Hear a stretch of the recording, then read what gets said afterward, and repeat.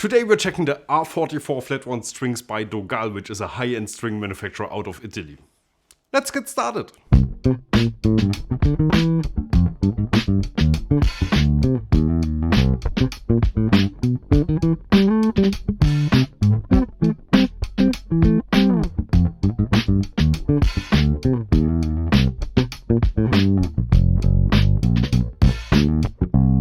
Hi everyone, my name is Gregor and today I'm accompanied by my buddy René Flexner on bass. This bass in particular, the BassTheWorld model by Alles Visual Deal, which you can actually buy. And I decided to do this video with a P-bass because that's what most people have. After testing their stunning short scale set, we tested their Jonas Hellbox set, which was absolutely amazing. And today we're following up with their Flatwound strings for electric bass, and now let's hear how they sound with the tone control rolled down.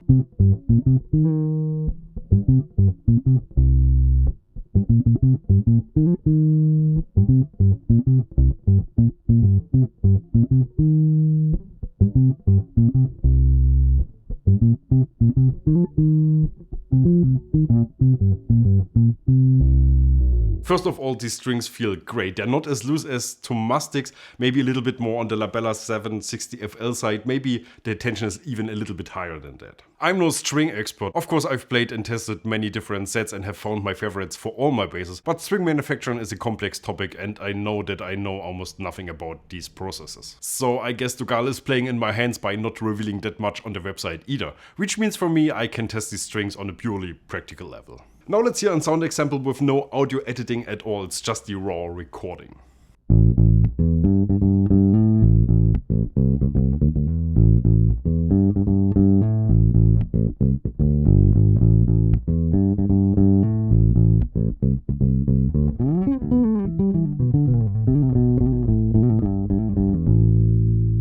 On the website for the material it says chrome, winding type is round and core wire is round as well. Do with that information what you want, but we should all definitely collectively notice that it didn't say nickel or steel in the description. And now let's talk about the sound. What stands out right away is the really good note separation. I love my Labella strings, but on some basses they have a tendency to get a little muddy when too much is going on. Here every played note sounds extra clear and defined. These strings also have a lovely and easy to handle amount of high end. One that I can use for clarity or get rid of with my tone control if I want more of a vintage vibe. Of course, some of these highs will partly vanish over time. After a year or so the tone control might not even be necessary anymore. And now let's hear what they sound like slapped, which reminds me, slap that like button, hit subscribe, smash over to our merch store and buy something with my face on it, because that's what people do nowadays, I guess. Link in the description below.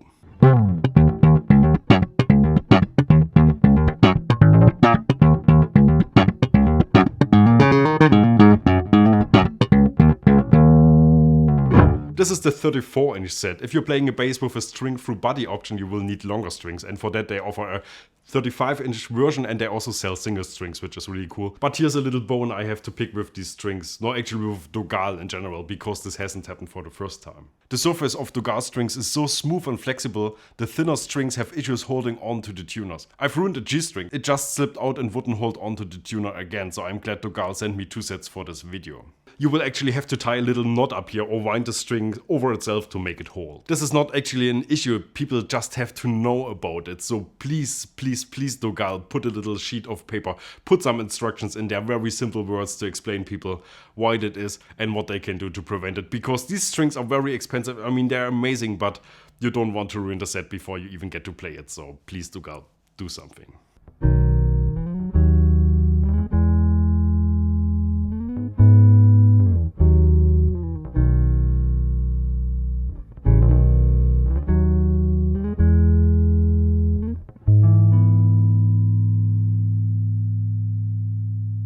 Dogal, once again, great job. I'm definitely intrigued to leave these strings on this Visual Deal P-bass. I usually prefer round ones on it, but this just works so well. We will see. Until then, thank you very much for watching. If you have any questions, as always, just put them in the comment section below. Please subscribe, please like this video, and see you again next week. Bye-bye.